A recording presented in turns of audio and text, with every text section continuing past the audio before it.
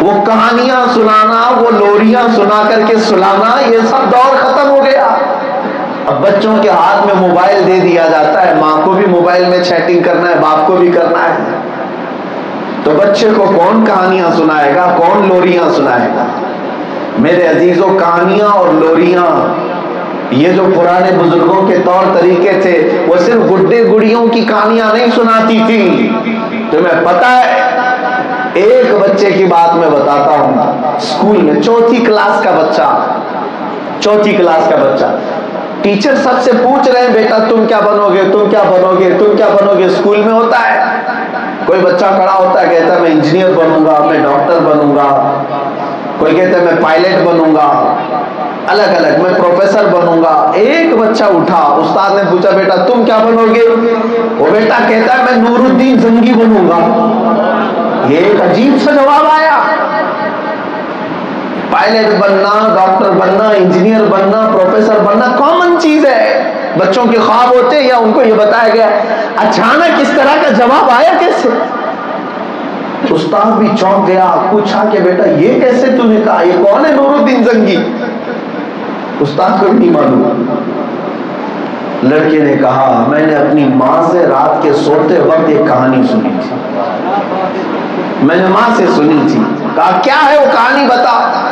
کہا ایک وقت مدینہ طیبہ میں دو یہودی داخل ہو گئے مسلمانوں کے بھیس میں، اور مسلمانوں کا بھیس ڈال کر وہ رسول پاک کی قبر انور کے قریب ایک کمرے میں رہنے لگے، لیکن ان کا ناپاک منصوبہ یہ تھا اپنے کمرے کے اندر سے سرنگ کھودتے ہوئے حضور کی قبر تک جا رہے تھے۔ رسول پاک صلی اللہ علیہ وسلم کی قبر انور تک جا کر حضور کے جسم اقدس کے ساتھ بے حرمتی کرنا ان کا مشن تھا، جس کے لیے وہ مسلمان بن کر کے کئی دنوں سے رہ رہے تھے۔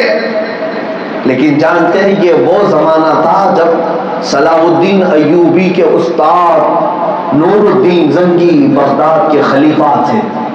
میرے آقا صلی اللہ علیہ وسلم نور الدین زنگی کے خواب میں آئے اور یہ دو چہرے دکھائے، کہا نور الدین ان دو لوگوں سے میری قبر کی حفاظت کرو۔ دونوں چہرے دکھائے، نور الدین زنگی بغداد سے دوڑتے ہوئے سر پٹ کھوڑا دوڑاتے ہوئے پہنچے تھے۔ آج سے تقریباً 800 سال پہلے کی بات بتا رہا ہوں۔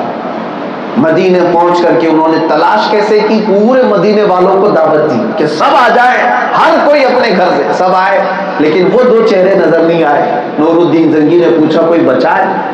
سارے لوگوں نے کہا کوئی نہیں بچا۔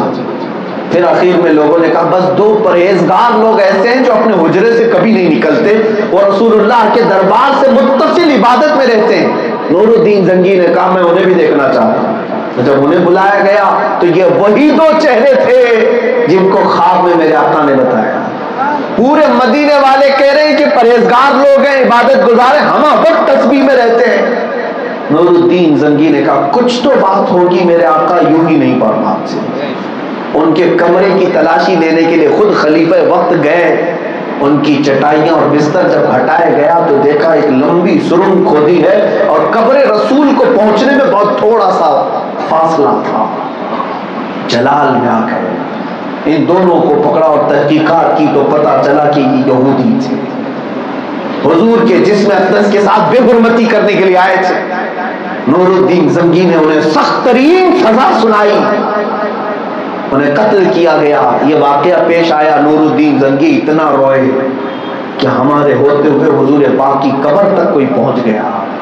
پھر انہوں نے سیسا پلا کر قبر اطہر کے اطراف 16 گز اندر اور 16 گز اوپر تک ایسی دیوار بنائی کہ وہ دیوار آج بھی موجود ہے گنبد خضرا کے نیچے، آج بھی نور الدین زنگی کی بنائی ہوئی دیوار آج بھی میرے مصطفیٰ کریم صلی اللہ علیہ وسلم کی قبر کی پہرے داری کر رہی ہے۔ 800 سال سے دیوار کھڑی ہے۔ یہ واقعہ ہو گیا، ماں نے اپنے بیٹے کو سوتے وقت واقعہ سنایا تھا کہ ایسا ایسا ہوا تھا، لیکن بچوں پر کتنا اثر ہوتا ہے۔ سنیے، اسکول روزانہ جاتا آتا تھا اور ٹیچر نے جب پوچھا کیا بنو گے، کہا نور الدین زنگی بنوں گا۔ استاد نے پوچھا یہ تصور، یہ خیال تیرے دماغ میں آیا کیوں؟ بچہ کہتا ہے نور الدین زنگی کا مقام تو دیکھو، میرے مصطفیٰ نے اپنی حفاظت کے لیے بلایا، میں یہ چاہتا بن جاؤ میرے آقا اپنی پہرے داری کے لیے مجھے منتخب کرے.